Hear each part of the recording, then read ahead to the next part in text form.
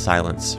So what I'm going to do right now is I'm going to crunch 1400 years of Islamic history in 5 minutes and make it as exciting as I can possibly make it. Because I hated history when I was a little girl. At this age, I appreciate history. And now I understand why they say those who don't learn from history are doomed to repeat it. In order for you to understand why Western civilization is very different than the Islamic world, you need to understand the history of Islam.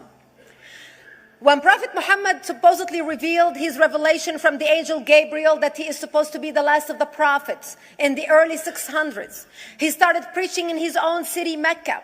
He tried to recruit friends and followers to be able to spread his religion. And he tried for 12 years and failed. And after 12 years, he was only able to recruit his immediate family and friends.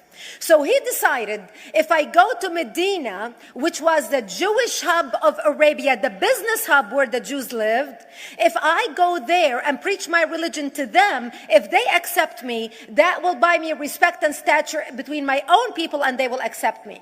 So Prophet Muhammad started borrowing a lot from the Old Testament to make his religion more palpable to the Jews, to make it a lot similar. This is why you see a lot of similarities between Judaism and Islam. For example, Jews don't eat pigs, Muslims don't eat pigs. Jews pray a few times a day, Muslims pray a few times a day. Jews fast on Yom Kippur, Muslims fast on Ramadan.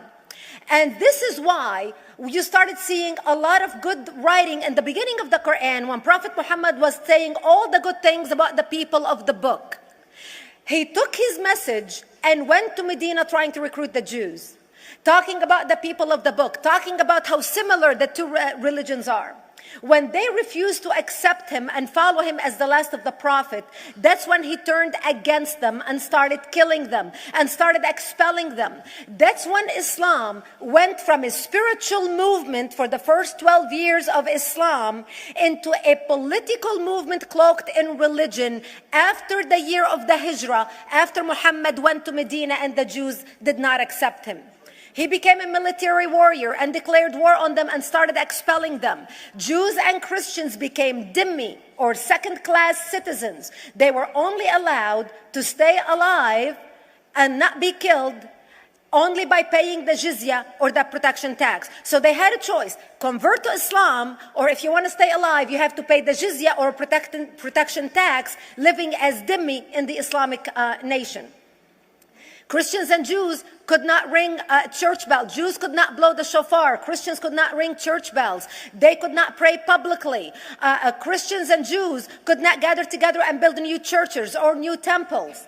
And the way they paid the jizya or the protection tax was in a monthly ceremony where they would get together downtown and the Jew would kneel on his knee and hand his goods to the mullah, who would take the goods as the price for buying the protection. And in many areas, Jews and Christians were given necklaces to wear as a receipt that they paid their jizya or their protection tax.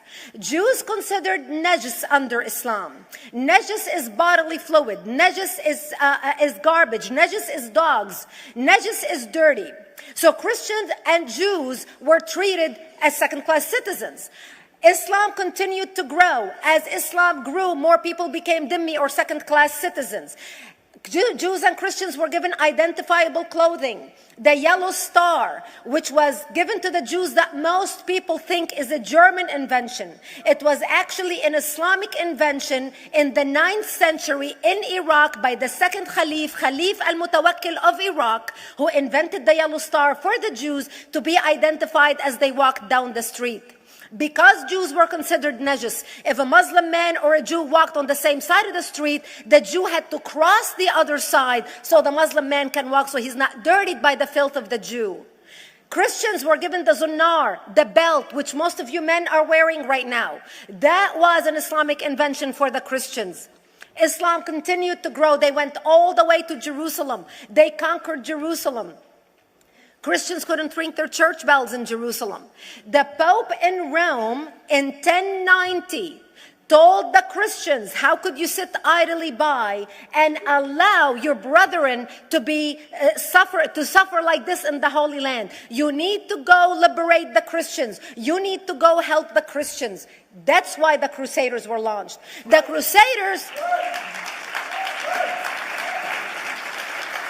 Crusaders were not launched because they just felt like waking up in the morning and going and converting a bunch of Muslims or beheading them. The Crusaders were launched to liberate Jerusalem. And they were able to liberate Jerusalem for less than 100 years before Salah ad-Din al-Ayyubi, Saladin, took it back, and Jerusalem remained under Islamic control until 1967, when the State of Israel liberated Jerusalem, where Christians, Jews, and Muslims could pray under the same sky.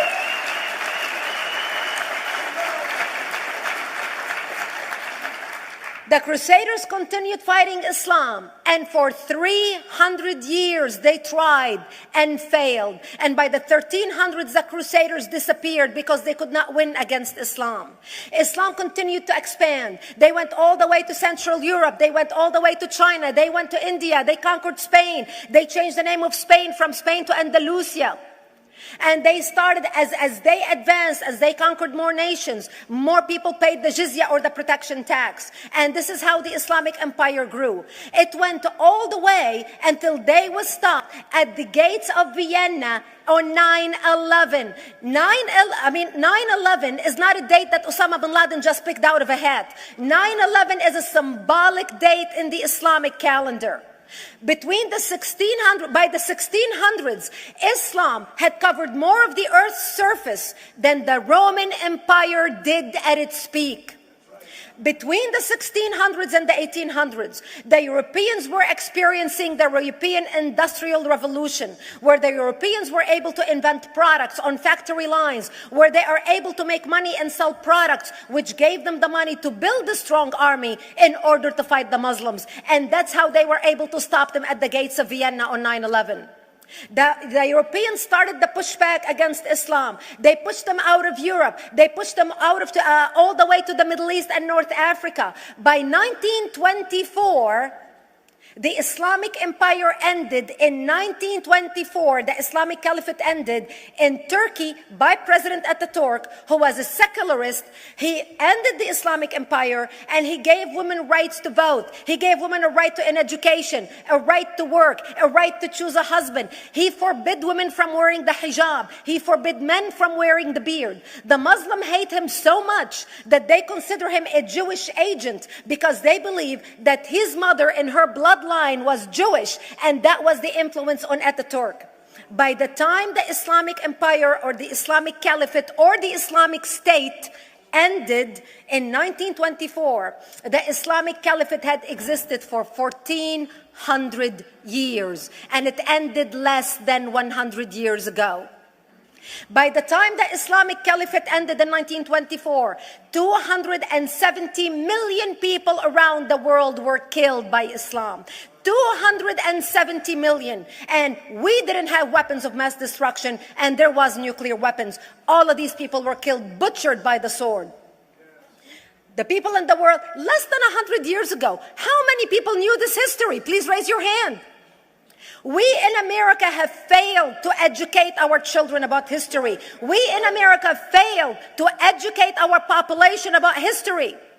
Our children in high school, you take any 17, 16-year-old kid, 18-year-old kid, and ask them about World War II. They can't even tell you what happened in World War II. For them, it's ancient history, and we still have our World War II veteran walking among us. That's how little we know of history. Islam ended in 1924, the Caliphate. People thought the Caliphate will never be resurrected. The Caliphate will never come back. But two things happened in the Middle East in the last century that made the Islamists be able to resurrect the Caliphate. Number one is the discovery of oil in Saudi Arabia, which we were able to discover and were stupid enough to allow them to nationalize it. And the number two that happened was Ayatollah Khomeini coming to power in 1979. That gave the Islamists the money and also the spiritual covering in order to explode on the world stage. And people say, oh, well, the Wahhabis exported their Wahhabi radical religion.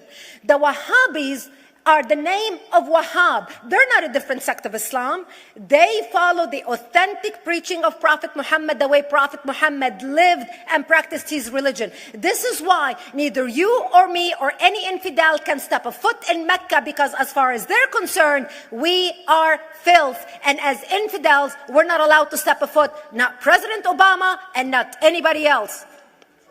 As a matter of fact, Al-Qaeda used to use Saudi Arabia and its success as an excuse to recruit members, as the example to show them how Allah has blessed Saudi Arabia because of the way they adhere to the tenets of Islam.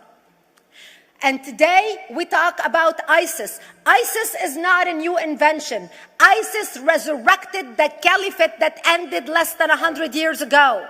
Except we are too ignorant and too uninformed to understand what ISIS is doing and why ISIS is succeeding.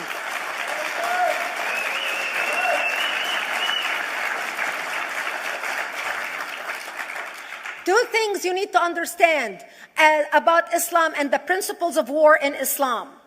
One is the law of taqiyya, which means lying and deception. It means that a Muslim man can lay his hand on the Quran and swear that he is telling the truth, knowing that he is lying, but also knowing that the Quran will forgive him because he is advancing the cause of Islam. The second thing you need to know about is that the Treaty of Al-Hudaybiyah, which is an Islamic principle of war and a model on how to deceive your enemy when you have to sign peace treaties with your enemy. And it is based on an example by Prophet Muhammad. Prophet Muhammad was attacking the Meccans and their caravans when he was living in Medina. One day he attacked them because this is how he got the goodies. He would attack them, rob them, and spread the goodies among his men. And this is how he was able to recruit, because this is how people made money without working. And so he attacked the Meccan caravans. When he realized he's not able to defeat the Meccans in that city of Al-Hudaybiyah, in that place, he signed a 10-year treaty with them. Does that sound familiar? Yes. A 10-year treaty with them that says he will not attack them, he will have peace with them, he will not declare war on them.